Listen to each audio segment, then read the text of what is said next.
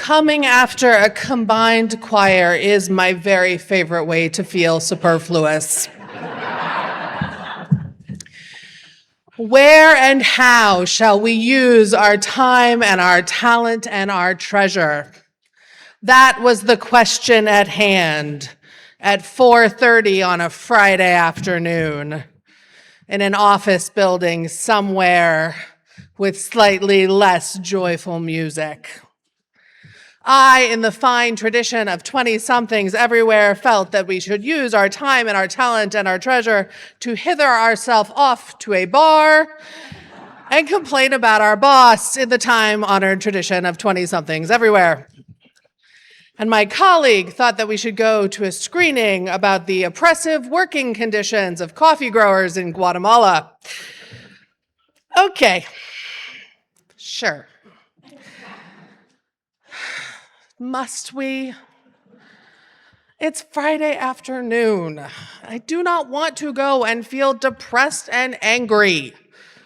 I already feel depressed and angry.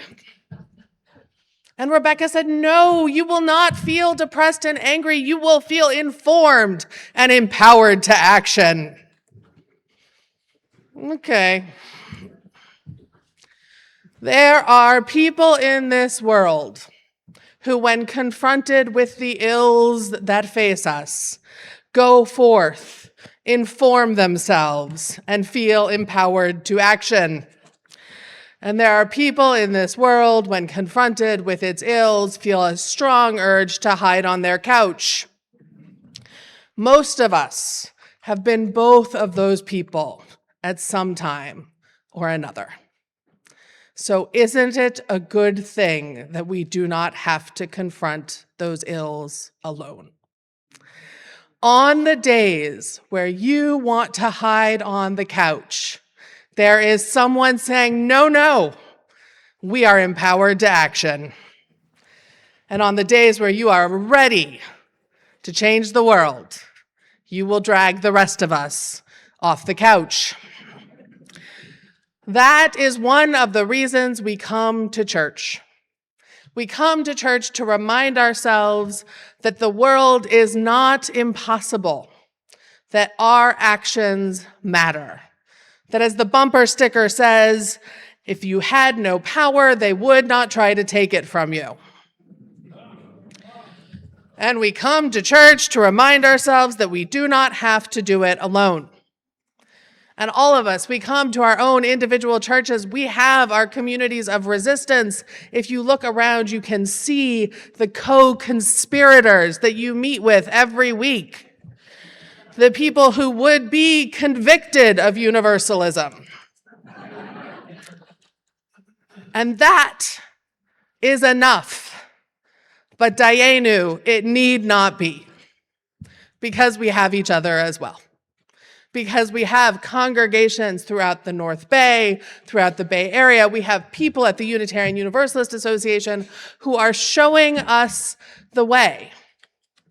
Maybe not the way that the whole world changes tomorrow, but a way that we can do work that feels meaningful and real.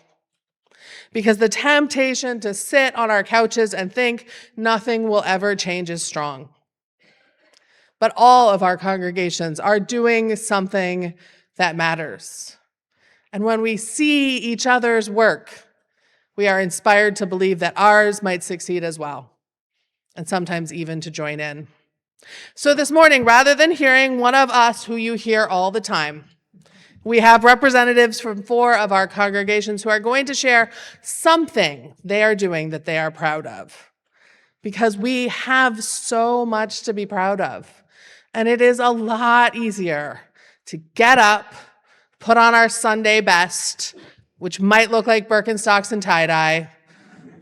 That might just be my people. Put on our Sunday best, show up, and figure out our next step in changing the world. So I'm going to start by inviting Janice Hardy to come up and speak and perhaps sing at us.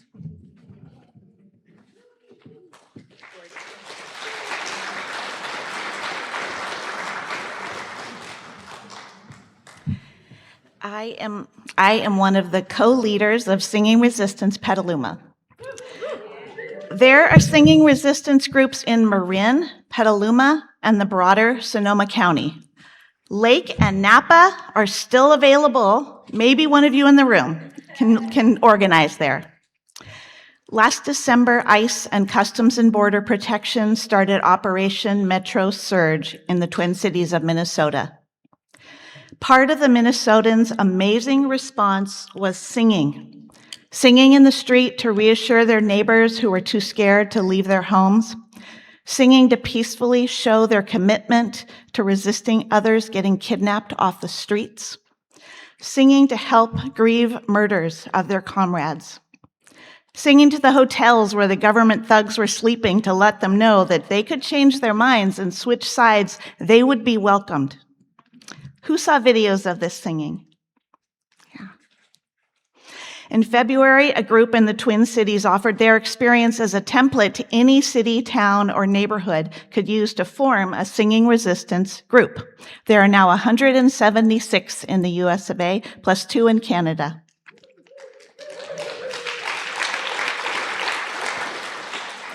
Of course, singing in protest is not new, but this is just the current form of that tradition.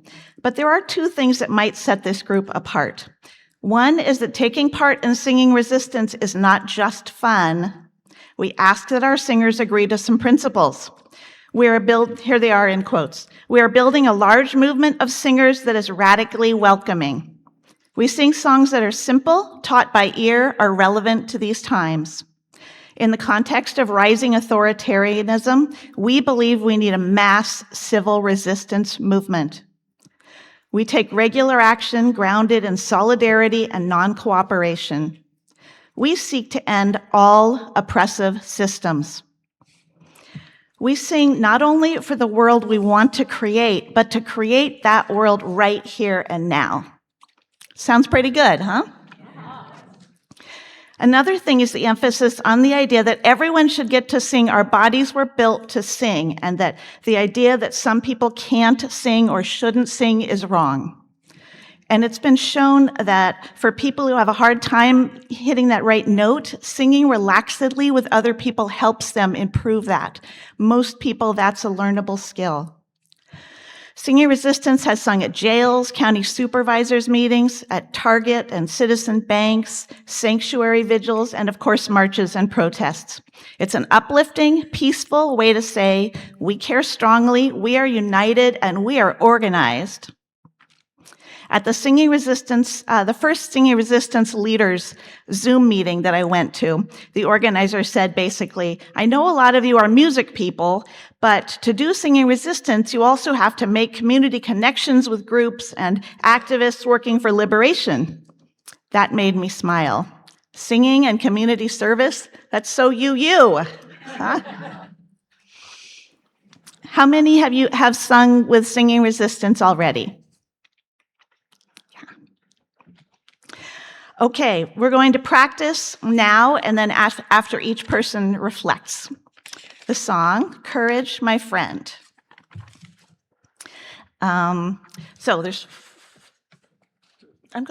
There's 4 lines, and the first 2 repeat themselves.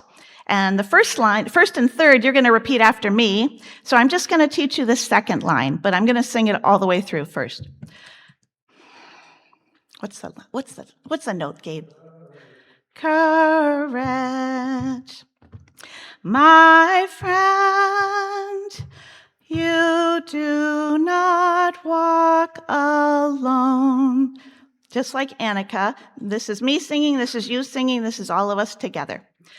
I'm just going to teach you that second line. You do not walk alone. Now you.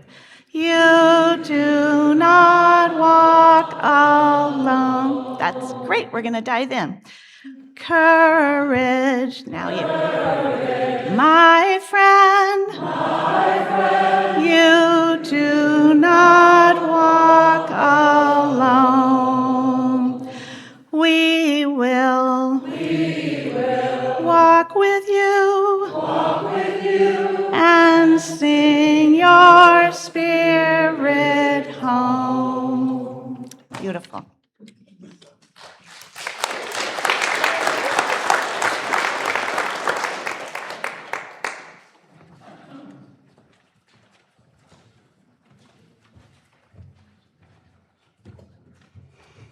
That sounded really lovely up here. I can hear you all. It's really nice.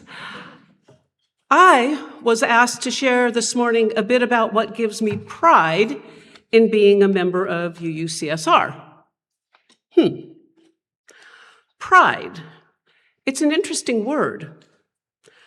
Just what direction do I want to take here? Often, before I begin the work of crafting a personal reflection to share from this spot on the chancel as a worship associate, I turn to my good old-fashioned dictionary for some academic clarity related to the topic.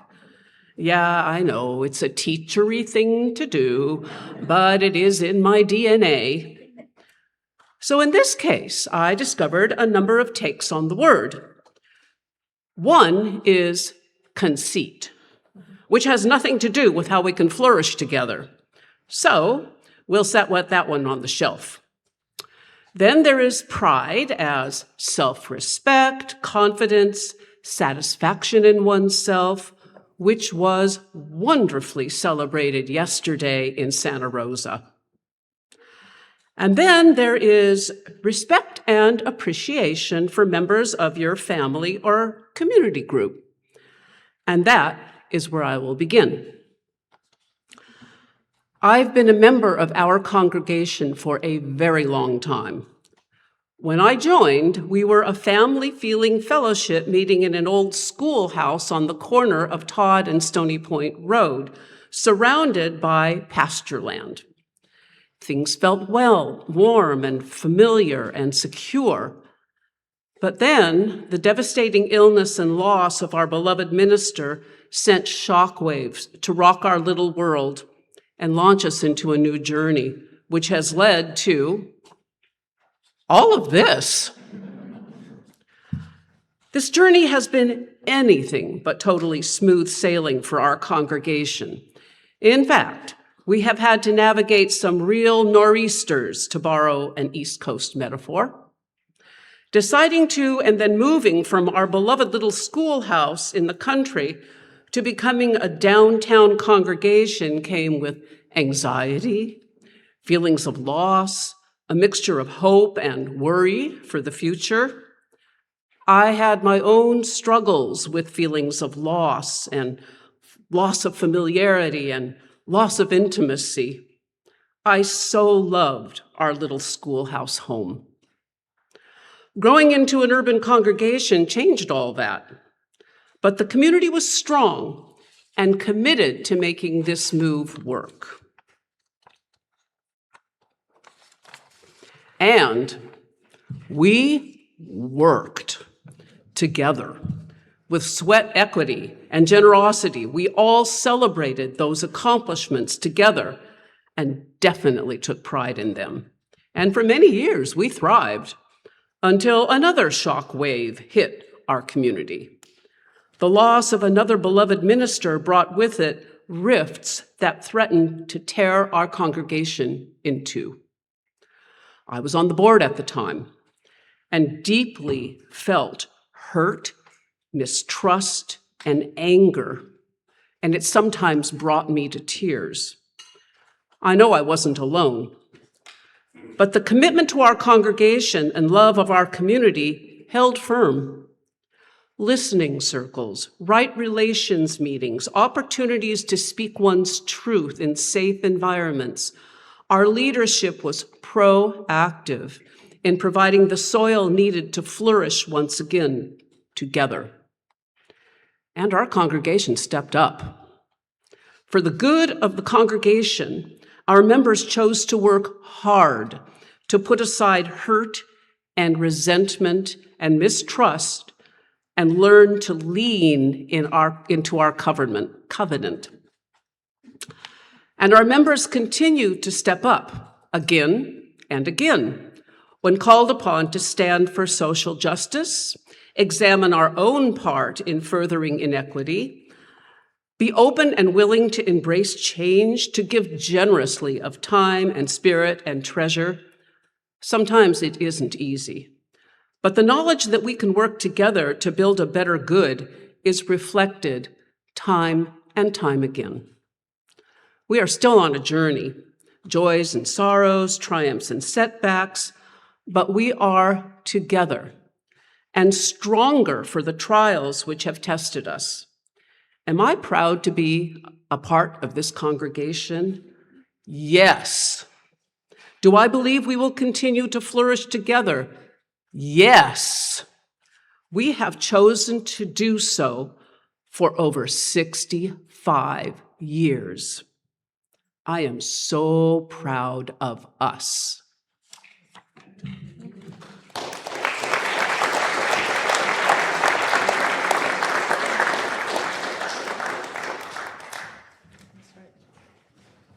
We sing, courage, courage, my friend, you do not walk alone.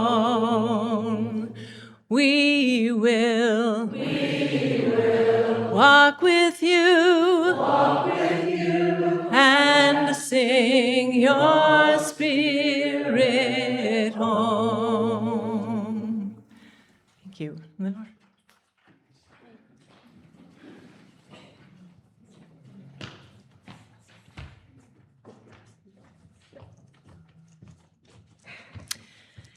Hello, it's wonderful looking out at all these people.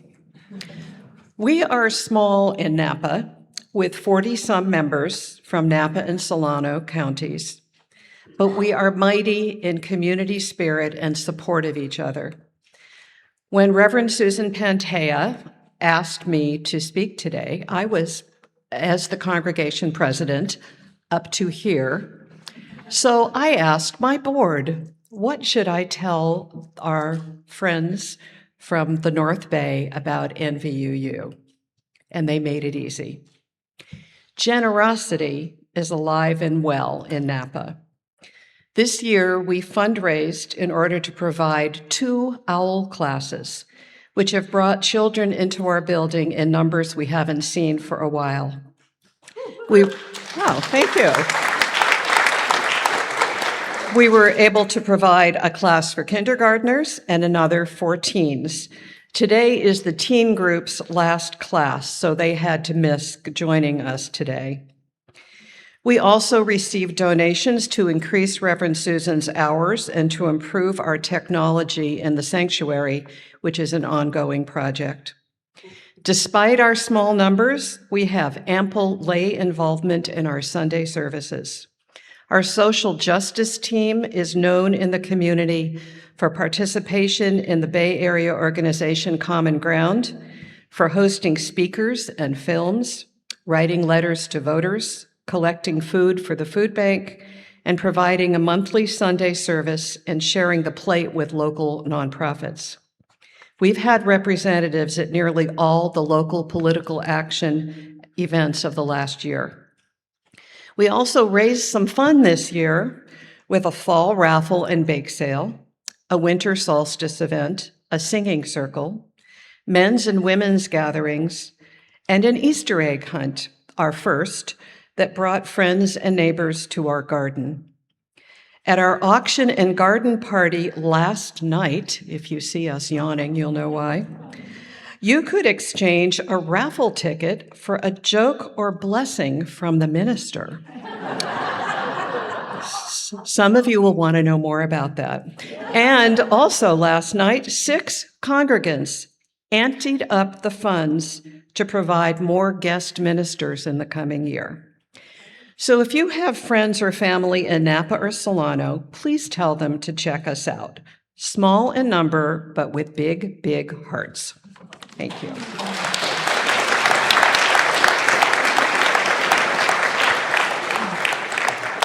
And again, let's sing, courage, courage, my friend, you do not walk alone.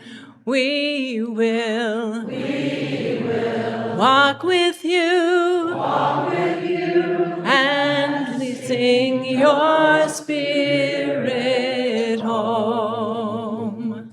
Thank you. And Victoria.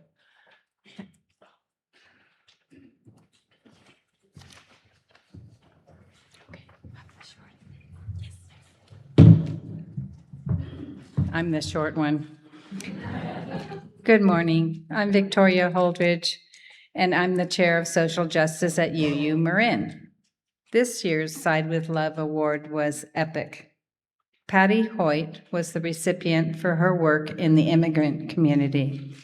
Although Patty is not a member of UU Marin, she is a dynamic community defender worthy of our admiration and respect.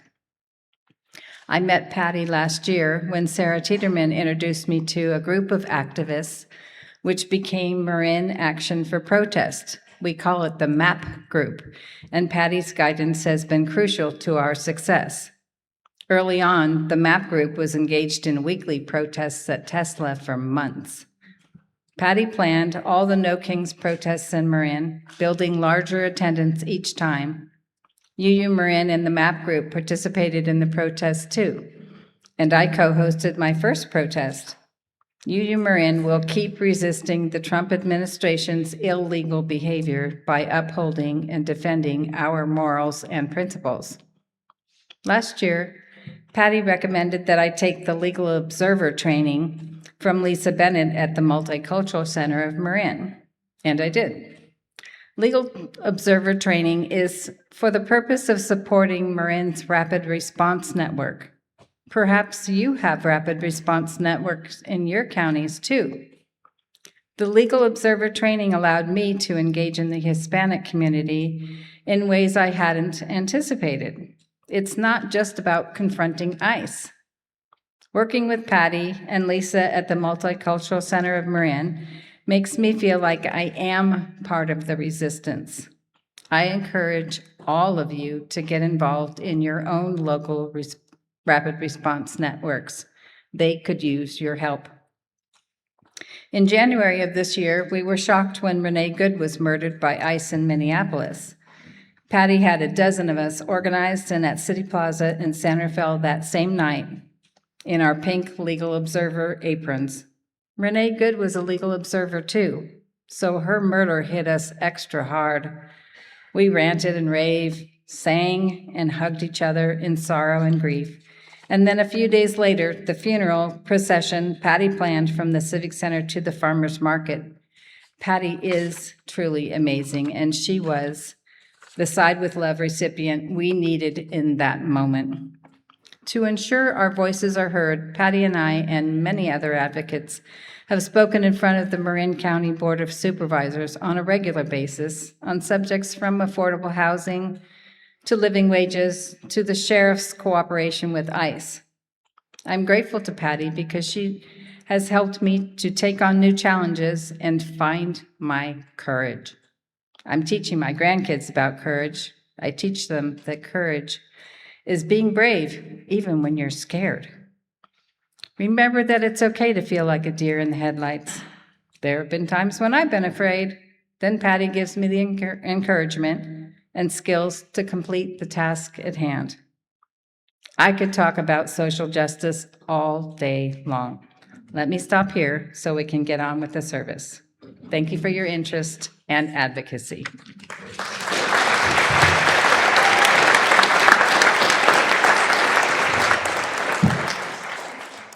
And once more we sing, courage, my friend, you do not walk alone. We will walk with you.